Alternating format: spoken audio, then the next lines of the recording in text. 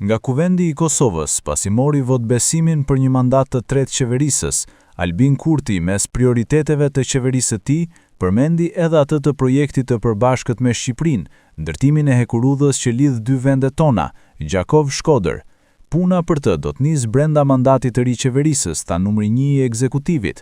Projektet infrastrukturore janë mjete që i lidhin njerëzit me punën, prodhuesit me tregun dhe vendin ton me të ardhmen. Ne po ndërtojmë infrastrukturën e cila i jep kuptim zhvillimit që shpërndon begatinë në çdo rajon dhe që e bën shtetin funksional për çdo qytetar.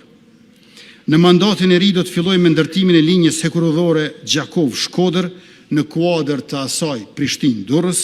Afatet e përmendura nga pala kosovare përputhen me planet e autoriteteve shqiptare. Sipas deklarimeve të mëhershme të hekurudhës shqiptare, ndërtimi real i linjës mund të nisë brenda 2-3 viteve të ardhshme, në varësi të përfundimit të projektit paraprag dhe procedurave të prokurimit ndërkombëtar. Aktualisht po punohet për modelin e financimit, i cili pritet të mbështetet në një kombinim instrumentesh, përfshirë fonde nga donatorë ndërkombëtar dhe kontribute kombëtare nga Shqipëria dhe Kosova. Ky model i përzier financimi konsiderohet i suksesshëm edhe në projekte të tjera hekurudhore. Sipas studimit të fizibilitetit, kostoja totale e segmentit Shkodër-Gjakov përllogaritet në rreth 1.8 miliard euro. Prej tyre, rreth 1.7 miliard euro janë të destinuara për ndërtimin e infrastrukturës, ndërsa pjesa tjetër përfshin shpenzime për leje, shpronësime dhe procedura të tjera administrative.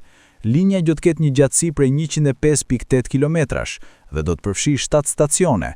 Projekti parashikon ndërtimin e 43 urave dhe 14 tuneleve, me një gjatësi totale tunelesh prej 35.3 kilometrash, duke bërë këtë një nga projektet më komplekse infrastrukturore në rajon. Sipas hekurudhës shqiptare, i gjithë projekti pritet të zgjasë rreth 12 vite, nga faza e projektimit deri në operimin e plot të linjës.